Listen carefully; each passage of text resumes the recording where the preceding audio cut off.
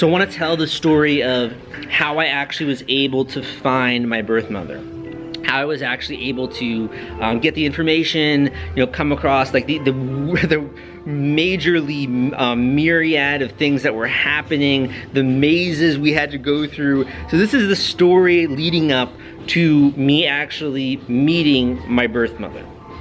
So basically, I found this tour guide online. I kind of outlined this in another video where this company was willing to take me to La Reina, Chalatenango. I was going to use them as a translation service. It wasn't really what they were intended for. They're more of like a tour company. So I was first gonna go with this tour company to Cerro Verde National Park, go to the lake in that area. I think it's Cotacapeque. And also go to the Tazumal ruins. So I was gonna make an investment with this company first and buy their services, talk with the tour guide, try to get him to know me a little bit, get to know him a little bit, and then we were gonna go a few days from then to La Reina, Chalatenango. So that was kind of my thinking. It's like, okay, I'm gonna invest with these guys, then I'm gonna invest again to try to get them on my side, try to get them invested in what I'm doing here and in my story. And that ended up working. So then the next trip where we were going to Chalatenango, they picked me up at my hotel in Suchitoto. I was talking with the tour guide. I could tell he was like a little bit nervous because he was late to picking me up. So we were just kind of chatting. We're talking about Spanish culture, American culture. I was also trying to like get him to relax because I know that I'm mainly going to be relying on him. I'm going to be relying on his intelligence and his ability to think of, okay, what could we do next? Or like, who could we talk to? Or for him to put the pieces of the puzzle together, because I can only do it in a very limited way. So that was my thinking process. Like, I gotta get this dude to relax. I gotta get this dude thinking about different ways to go about this. And thankfully, since he actually was a little bit late, he had spent some time in traffic trying to get to me, he had actually considered one strategy, which was to go to the government office in La Reina, Chalatenango to ask around, to talk to people, and then to see from there, because there's a record of the people that live in the town. So that was the first thing that we did. We arrived in La Reina, Chalatenango, going through all these different wavy roads in the mountain. I was just thinking, like, this is so insane that I'm right now about to arrive at the place that I was born. There are so many mountains around there. He was talking to me that like this is actually going to be a very safe area.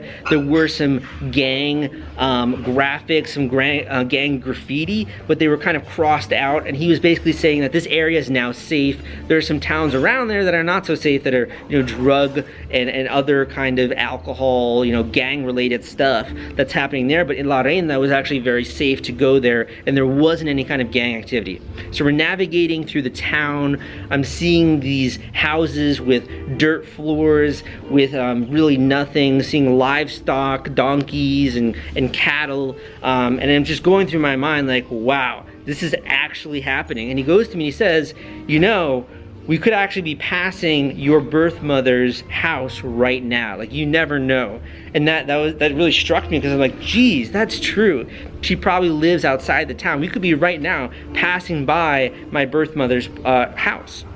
And he was basically also going on to say, like, probably we might find some information. I don't think we're gonna, necessarily find her today. I don't know. We'd be really lucky if we do, but we can at least probably get some information. So we arrive at the government office and we're asking around. I'm showing them my photo. I'm talking or trying to talk with the people there. He's translating. He's also talking. Eventually we get to someone who sits us down and says to me, do you have your birth certificate? Your birth certificate from America, or any kind of records that you were adopted? And I was talking with other people in my trip beforehand, and they were telling me that a lot of people will try to find other people in order to, like, get revenge or for like a gang-related killing. So if someone comes up to you and says, do you know such and such? Usually it's a good idea to be very closed off, at least among the El Salvadorian people. And I don't know if that's true. I'm just telling you what other people have told me. So I think she was a little bit closed off initially, but eventually I started to talk, and I also started to throw in some English there, so she knew I was a gringo. You know, it's like an American, literally just this kid trying to find his mother and his parents. So I was throwing in that. I showed her the photo, so I really tried to also seem a little bit more emotional than I usually am, and she eventually said, wow, that actually really looks like someone who I know. She works at this store around here. And we're like, what? You know, like, what? Is that true? She's like, yeah, I totally know this person. She looks very similar. And I'm like, wow. You know, is that really gonna happen? I'm about to go to this store and find her. So then we go to this other area in the office, and we start talking to the guys there, and they say, yeah, this is this person who works in the store. So we end up, and there are a lot of stuff happening here behind the scenes, so like I don't know everything that was said, but basically they were passing around the photo, and I brought like a ton of copies of that photo with me, probably like 15 of them, with my story written on the back. So I was passing this around to different people. They were reading it, they were getting really excited. They were very willing to help me. So they call up the person that they think it was. And unfortunately, it was not the right name. I think it was Rubia. Her name was Rubia, and my birth mother's name was Olga Lydia Escamilla. So it was kind of like a bit of a letdown, but she said that the other person came back in and said, there is someone who works at this store that might know this other person who looks like your mother. So we were like, oh, okay, like let's go to that store, let's meet this person, let's see what happens. So we're walking through the town. There's this big festival going on there. There are like rides, there's amusement park rides, there's lots of food. It's really a beautiful town. Like, it's an incredibly beautiful town, very peaceful. I was surprised. Like, it really looks like a paradise for the people that are living there. So we go up to the actual store, and we're talking with the person, and the tour guide beckons me closer. You know, he was showing her the photo, and he says, "That's your cousin." And I'm like, what? That's my cousin? And he says, yeah. She says that she knows this person. She knows who this is. And we can go there right after this. And in my mind, I'm just, all the things are swirling. And I'm like, whoa. So this woman knows someone who is in some relation to my birth mother. So she is my cousin. You know, I don't have all of the specific like family tree down in my mind because everything was happening very quickly. But I shake her hand. She's smiling. She calls me her cousin, and she then says, "I look forward to talking more and such." So we then get in the car. We're driving down the road that we came to La Reina, and so we did, it's 100% true, we did pass my birth mother's house when we were arriving to the town. So it was kind of like, whoa, my gosh, we're retracing our steps. So we're going through, and I'm like, is this the one? Is this the one?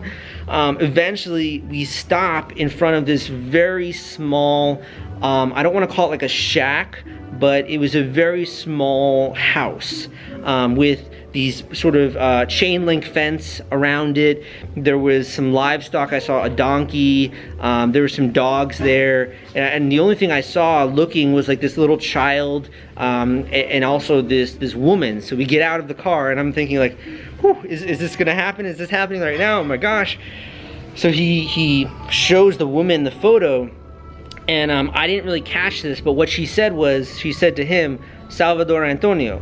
And Antonio is my middle name. So from what she immediately recognized me, but I didn't recognize that it was her, because she looked a little bit different than in the photo. She was very small. But he says, this is your, I asked him, I said, is this my mom? Just to be sure before I have this outpouring of emotion. And he's like, this is your mother. And I just like hold her hand through the chain link fence and smile and say, yo soy tu hijo, which I think means I am your son. And she then like beckons me around and invites me in the place, and like we hug, and it's just a lot of emotions, and I'm like, wow, this is happening. This is really happening right now. Like all these events led up to this moment.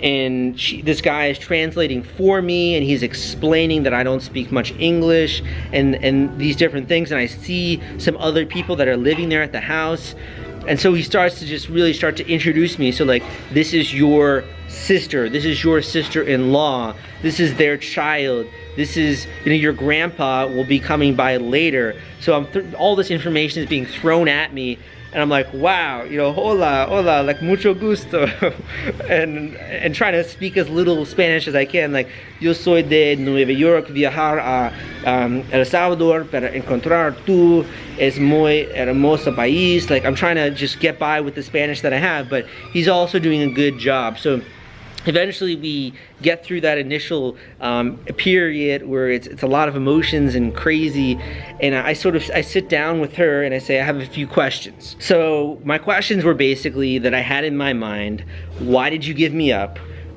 Who is my father? Do I have brothers and sisters?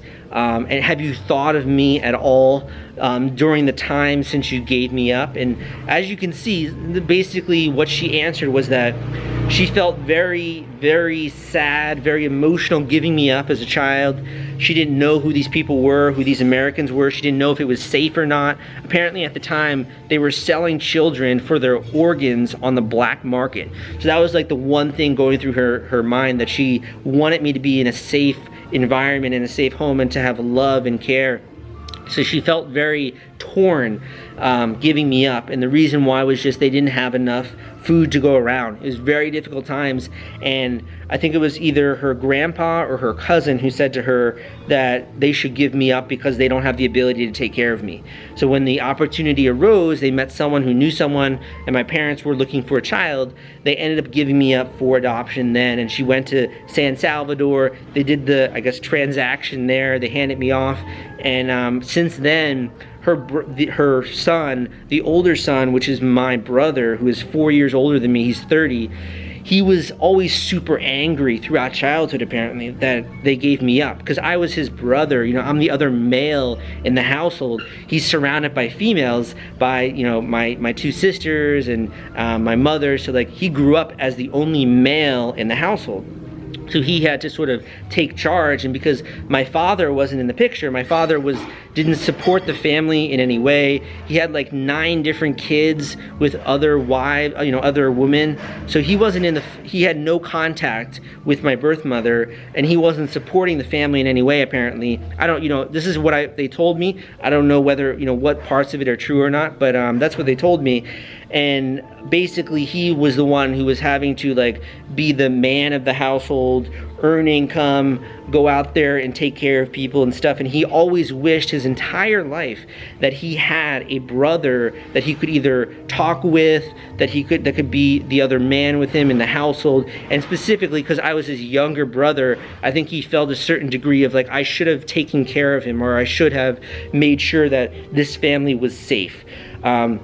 So that's kind of like what was happening here when I was meeting him, and he was also telling me these different things. So he worked at a construction plant not too far from where we were. So we ended up then going from that from the house to the construction plant. I ended up meeting my brother, who, you know, we share the same mother, so I guess my half brother.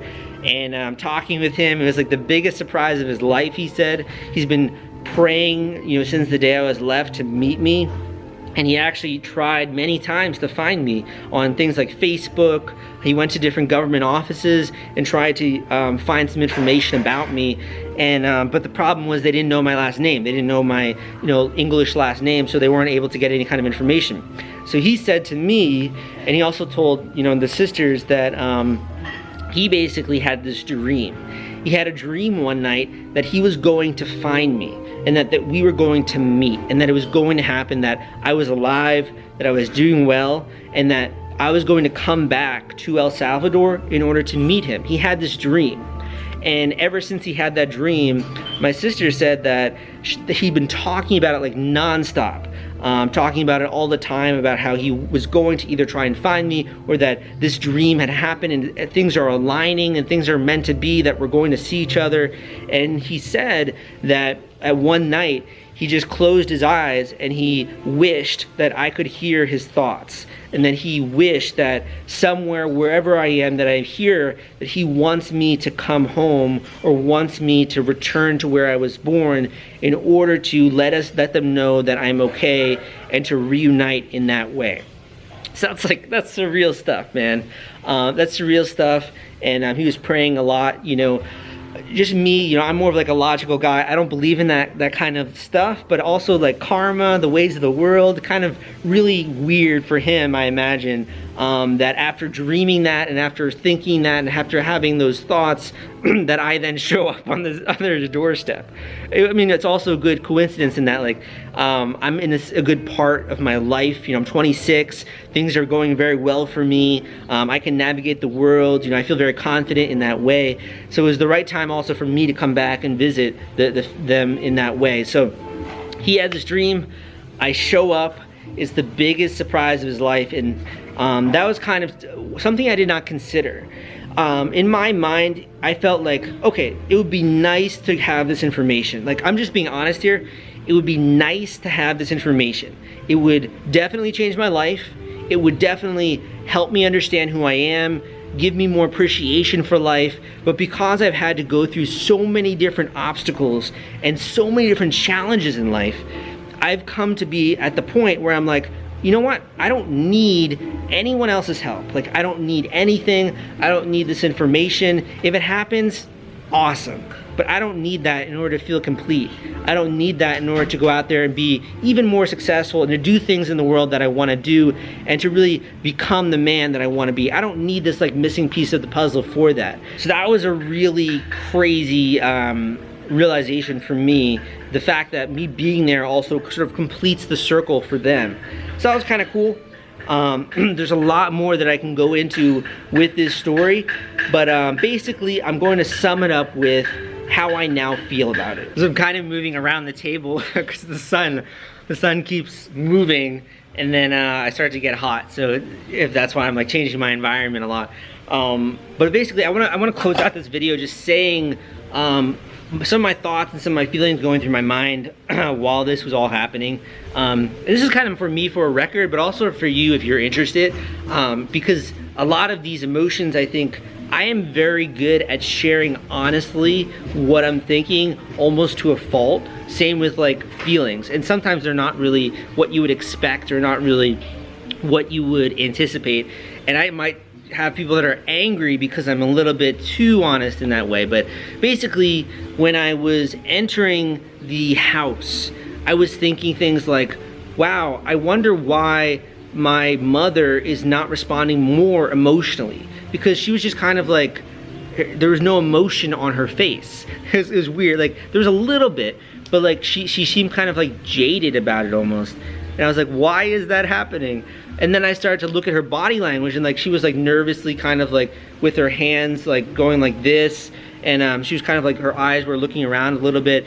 So what I realized was she was just feeling, I think, nervous, and like she didn't know how to act. She didn't know how I was feeling. I think it was just kind of overwhelming for her. But I know from being with my friends that my face my face is not very expressive many times. So I might be feeling really happy and I'm not smiling, or I might be feeling angry or something, or I'm not feeling angry and I might look like I'm angry.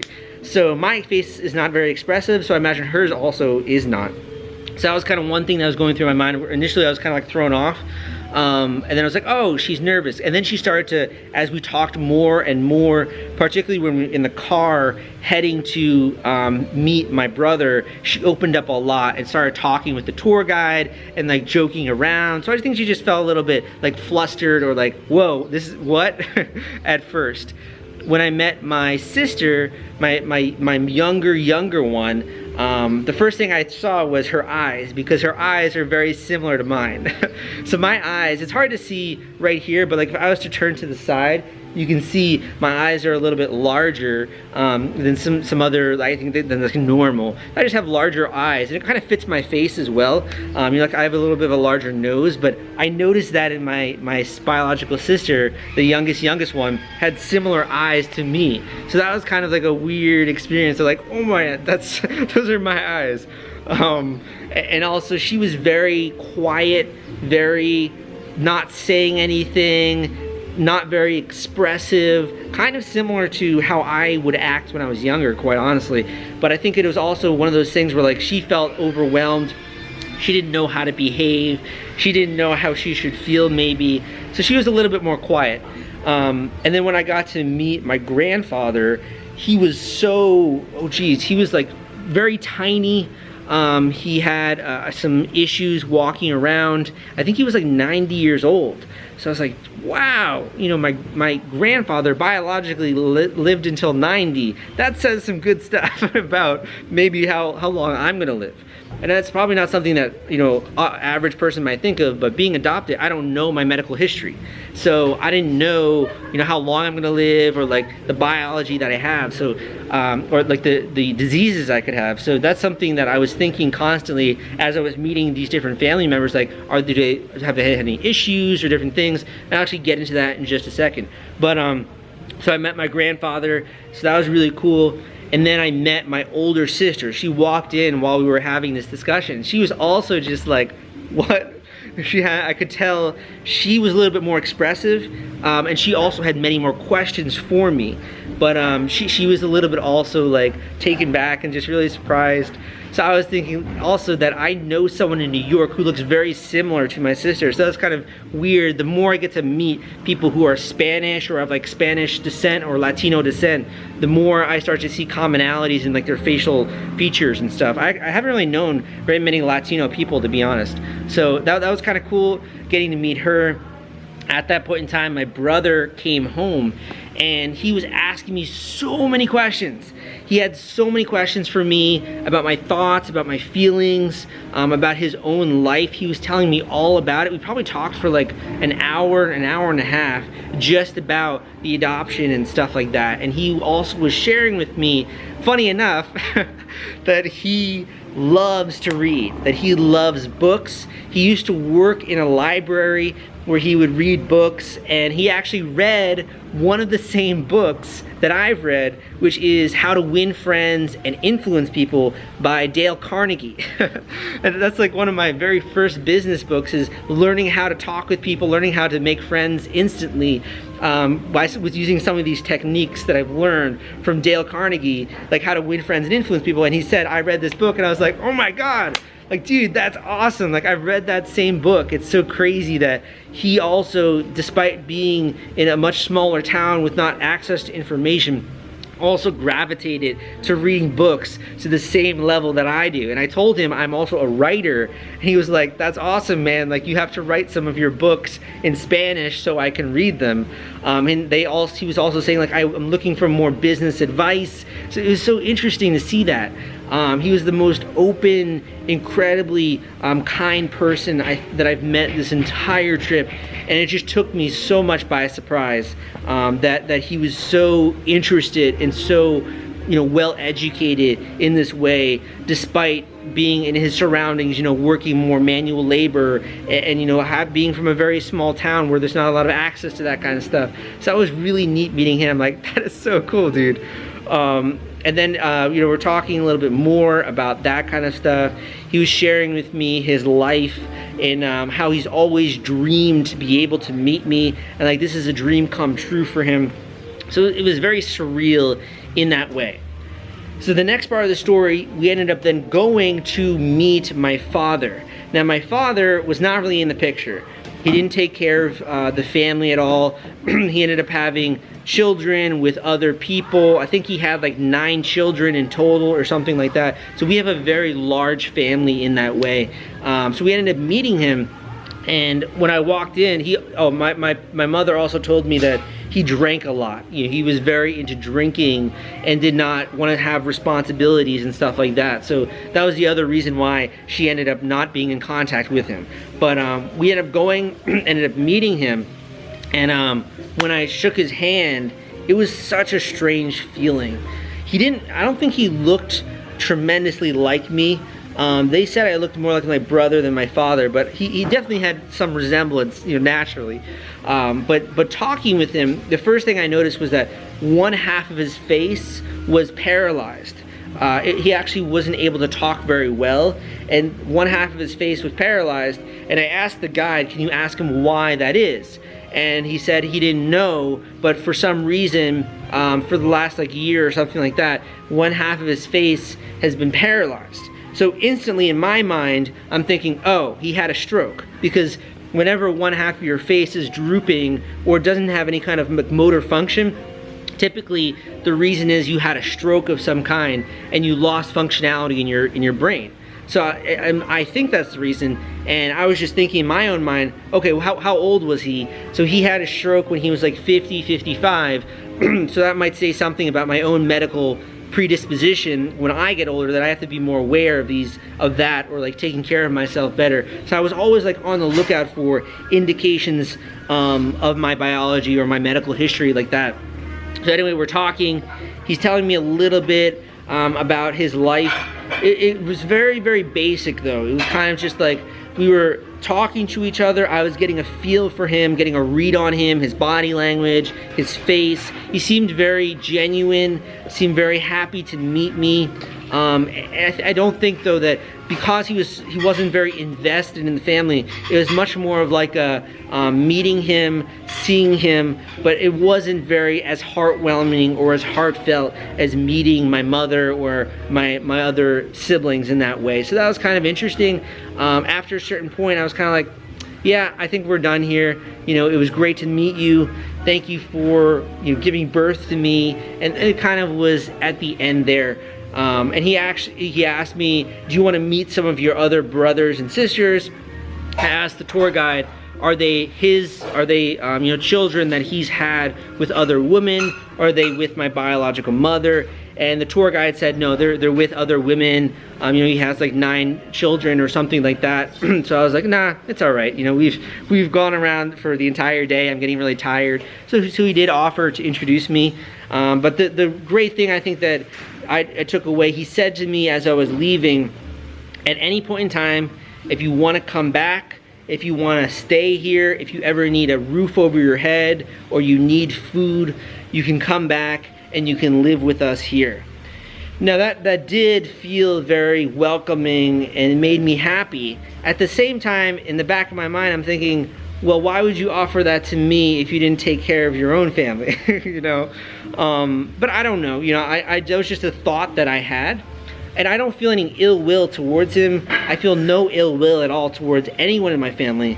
So I was just kind of thinking that though, like in the back of my mind. But even then, I was also just like, he seemed very nice, very happy to meet me, and very happy to answer any of the questions that I had. So I'm very thankful for that. And I don't really have much, I haven't really thought about it too much more, or the way that I feel about it. But that's kind of like the entire story. After that, we just went back, talked a little bit more, took some photos, and then I ended up having to leave and go back to Suchitoto, and you know, spent the rest of my day just thinking about things, just wondering how this changes my life. The biggest takeaway here was, whew, like I never imagined that my family would be actually looking for me, and I never actually considered that people would miss me, people would be praying for me or wishing and hoping that I would return someday, and particularly that my brother had been having this dream or having this been thinking constantly about how to get in contact with me. I never anticipated that. I just kind of thought going in that these people probably forgot about me. They probably tried to push it out of their mind. If I had that level of pain in me, I'd probably just, you know, erase it, not think of it. And I also, part of me, you know, being more of like a businessman, being more of like a rational thinker, I also thought that they would ask me for money. Plain and simple. I thought they were going to ask me for money or help because I am an American. But as I've been traveling through this country, I've been meeting real El Salvadorian people. None of them have ever tried to solicit money from me. Like maybe 1 or 2 people on my trip.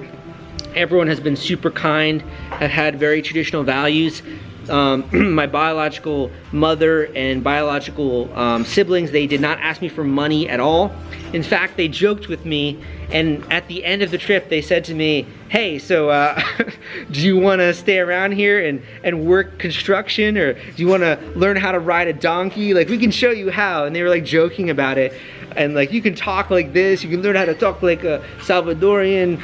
And they were just kind of joking with me, and they say like, I'm glad that God has looked over you and that you have a great life in New York. You're very lucky, and it was amazing to meet you. So I was just like, ah, man, like you can't wish for a better ending than that. And you can't wish for things to work out any better than that. So it was a wonderful day. I will never forget this experience.